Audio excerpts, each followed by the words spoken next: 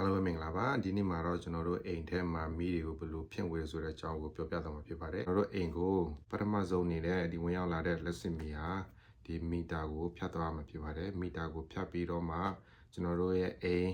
တချို့ဆိုလဲအိမ်ပြင်ပေါ့နော်တချို့ဆိုလဲအိမ် out basement မှာပေါ့တချို့ဆိုလဲအိမ်ထဲမှာတချို့ဆိုလဲ garage ထဲမှာရှိတဲ့ main panel တွေကိုရောက်ရှိမှာဖြစ်ပါတယ်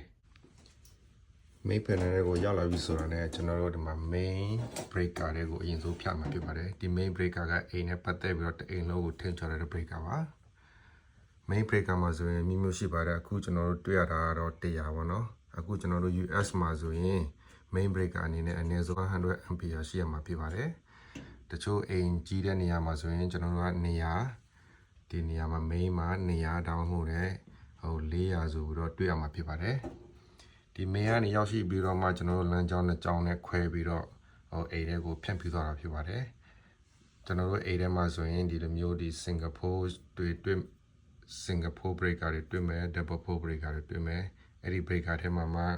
တွေ့မှာက40 amp တွေ30 amp တွေ15 amp တွေ20 amp တွေတော့ဒီ breaker အမျိုးအစားမျိုးမျိုးကိုတွေ့ရမှာဖြစ်ပါတယ်brand circuit ကနေပြီးတော့ face A နဲ့ face B ဆိုပြီးတော့ခွဲပြီးတော့ A တွေကိုဖြန့်ဖြူးသွားတာဖြစ်ပါတယ်။အဲ့တိုင်းမှာ panel schedule ဆိုတာရှိရမှာဖြစ်ပါတယ်။ဒီ panel schedule တွေမှာဆိုရင်ကျွန်တော်တို့ရဲ့ဟို brand circuit ကနေတော့ဘယ်နေရာကို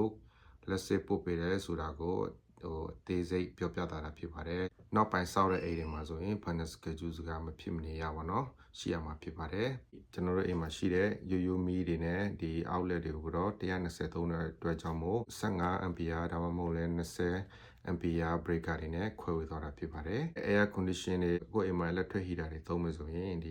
240 breaker အမျိုးမျိုးကိုတွေ့ရမှာဖြစ်ပါတယ်။ Tesla charger ဆိုရင်တော့